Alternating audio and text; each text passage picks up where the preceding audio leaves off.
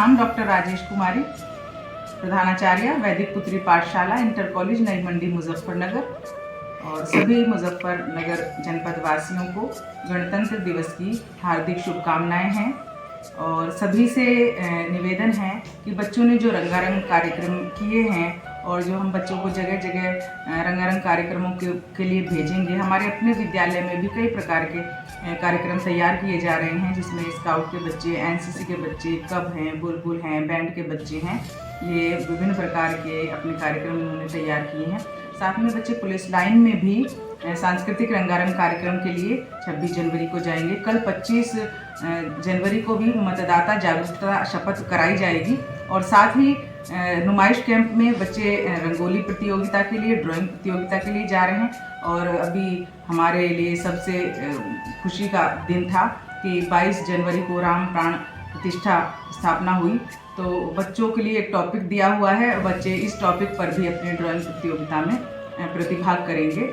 और ये उत्सव का समय है। विभिन्न प्रकार के उत्सव के माध्यम से शासन के जो हमारे आदेश आए हुए हैं विभाग की तरफ से, विभिन्न कार्यक्रमों को हम बच्चों के माध्यम से करा रहे हैं, जिसमें विभिन्न प्रकार की प्रतियोगिताएं हमने कराई हैं।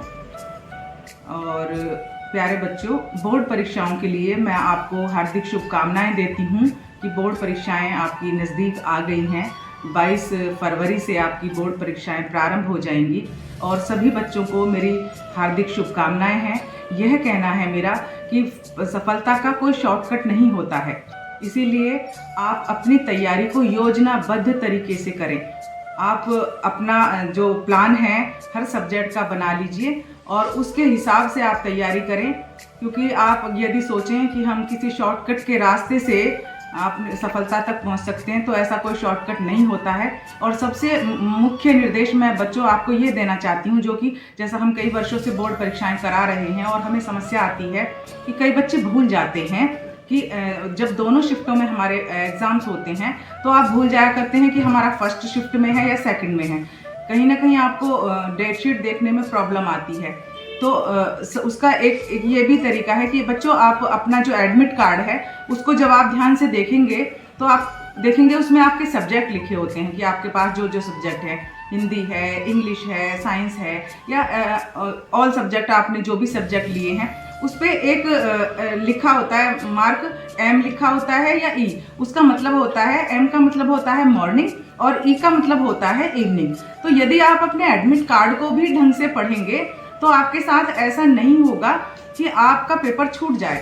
कई बार ऐसा हुआ है परीक्षा में कि आपने जो है ये सोचा कि हमारा पेपर सेकंड शिफ्ट में है और आप परीक्षा देने नहीं पहुंचे, और हमें फ़ोन करके फिर आपको बुलवाना पड़ा बहुत जल्दी में कि आप जल्दी से आइए वरना आपकी परीक्षा छूट जाएगी।